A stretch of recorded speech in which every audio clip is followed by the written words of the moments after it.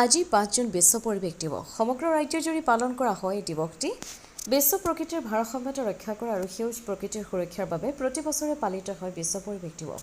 দিৱসটোৰ লগত সংগতি ৰাখি বিভিন্ন প্ৰজাতিৰ গছ-গছনি ৰোপণ কৰা প্ৰকৃতিৰ শোভা বৰ্ধনৰো এক প্ৰয়াস কৰা হয়। সাম্প্ৰতিক সময়ত মানৱ জাতিয়ে প্ৰকৃতিৰ ওপৰত আগ্ৰাসন অব্যাহত ৰাখিছে। ভৱিষ্যতৰ বাবে কঢ়িয়াই আনিছে অশনিৰ সংকেত। শংকিত হ'ব লগা হৈছে সচেতন সমাজ। সমান্তৰালকৈ কেউদিশে অব্যাহত আছে অবাধ গতিত বন ধ্বংসৰ যজ্ঞ। আৰু এনে পৰিস্থিতিৰ পৰিপ্ৰেক্ষিতত প্ৰাসংগিক হৈ পৰিছে বিশ্ব পৰিৱেশ দিৱস উদযাপন। সেয়েহে বিশ্বনাথ জিলা কাৰ্বি যুৱ ছাত্ৰ সন্থা আৰু কাৰ্বি কল্যাণ স্বায়ত্তশাসিত পৰিষদে যুটীয়াভাৱে পালন কৰিলে আজিৰ উক্ত দিনটি। দিৱসটিৰ লগত সংগতি ৰাখি মহালক্ষীৰ পৰা চেলাইখাটী ডেকা জানলৈ যোৱা পকী পথৰ দুয়োকাষে ৰোপণ কৰিছে মূল্যৱান গছপুলি। পুলি ৰোপণ কৰাৰ লগতে বেৰ ঘেৰা দিয়াৰো ব্যৱস্থা গ্ৰহণ কৰিছে সংস্থাৰ বিষয়ববীয়া আৰু কাৰ্বি কল্যাণ স্বায়ত্তশাসিত পৰিষদৰ বিষয়ববীয়াসকলে। বিশ্ব পৰিৱেশ দিৱসৰ গছপুলি ৰোপণৰ কাৰ্যসূচীত অংশগ্ৰহণ কৰে কাৰ্বি কল্যাণ স্বায়ত্তশাসিত পৰিষদৰ সদস্যদ্বয় বিনংকিৰি ইংটি, মনসিং ক্ৰৌ, ললিত কুমাৰ টিমুং, সদৌ অসম কাৰ্বি যুৱ ছাত্ৰ পৰিষদৰ কেন্দ্ৰীয় প্ৰচাৰ সম্পাদক ৰাজু ৰংহাং, সাংগঠনিক সম্পাদক দীপচন চেংনাৰ, বিশ্বনাথ জিলা কাৰ্বি যুৱ ছাত্ৰ পৰিষদৰ সভাপতি বিজেন ৰংপি, সম্পাদক ধনীৰাম টেৰাং, বিশিষ্ট সমাজ সেৱক বলিৰাম ৰম্পিকে আদি কৰি কেইবাগৰাকী বিশিষ্ট ব্যক্তি। ধন্যবাদ থাকিল আপোনাৰ চেনেললৈ আৰু ধন্যবাদ থাকিল আমাৰ গোটেই টিমখিনি all Assam Karbi youth and student union আৰু লগতে কাৰ্বি ৱেলফেয়াৰ অট'নমাছ কাউন্সিল গোটেই টিম মেম্বাৰখিনি আহিছে। গোটেই আজি বিশ্ব পৰিৱেশ দিৱস, গতিকে আমি আজিৰ দিনটোত এই ধুনীয়া ধুনীয়া গছ ফুল ফুলনি গছ গোটেইখিনি কালেকশ্যন কৰি মেলি আমি গোটেইখিনি ৰুবলৈ আমি আগবাঢ়িবলৈ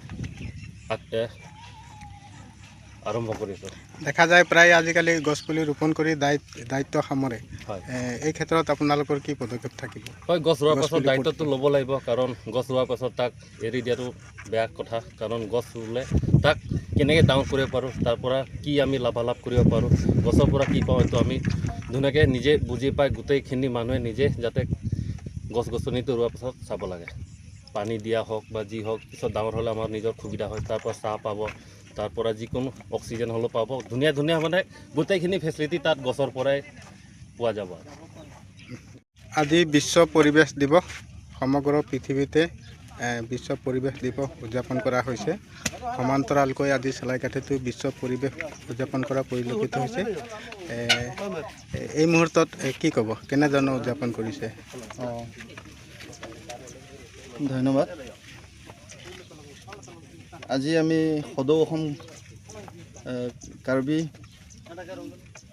যুৱ আৰু ছাত্ৰ পৰিষদৰ নেতৃত্বত আমি গছপুলি ৰোপণ কৰিবলৈ আমি আজি পৰিৱেশ দিৱসত শুভাৰম্ভ কৰিছোঁ, যাতে গোটেই পৃথিৱীখন আমি সেউজীয়া কৰিব পাৰোঁ। তাৰে আশালৈ আমি আজি এই গছপুলি ৰোপণ শুভাৰম্ভণি পৰিৱেশ দিৱসৰ পৰাই আমি শুভাৰম্ভ কৰিছোঁ।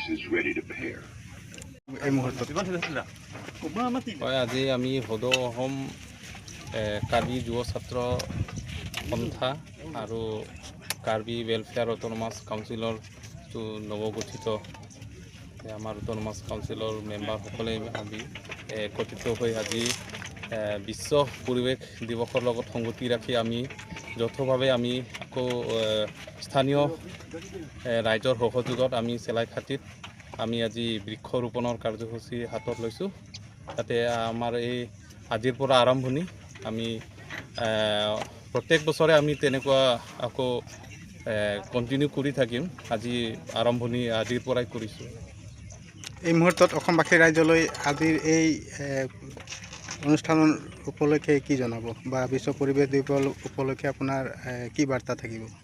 হয়, এই মুহূৰ্তত এইটোৱে জনাব বিচাৰিছোঁ যে বৰ্তমান যিটো আমাৰ পৃথিৱীখন এতিয়া আপোনাৰ গ্ল'বেল ৱাৰ্মিঙৰ যিটো আমাৰ আপোনাৰ কিবা হৈ আছে, তো আমি গছপুলি যিমান পাৰোঁ আমি পৃথিৱীখন আমি সেউজীয়া কৰিব লাগিব। আমাৰ ধৰণীখন আমি গছ যিমান পাৰোঁ আমি গছ ৰোপণ কৰিব লাগিব। গছ থাকিলেহে আমি আমাৰ পৃথিৱীখন আমি বচাব পাৰিম। সেইকাৰণে যিমান পাৰোঁ আমি গছপুলি অকল এনেকুৱা ৰাজহুৱা স্থানত নহয় ঘৰতো আমি তেনেকুৱা লগাব লাগে তেতিয়া আমাৰ অক্সিজেনৰ পৰিমাণো আমি বেছিকৈ পাম লগতে আমাৰ পৃথিৱীখনো আমি গ্ল'বেল ৱাৰ্মিঙৰ যিটো সমস্যা তাৰ পৰা আমি হাত সাৰিব পাৰিম আৰু বিশ্বনাথৰ পৰা ৰমেশ চন্দ্ৰ শৰ্মাৰ ৰিপৰ্ট অমৃত নিউজ 24/7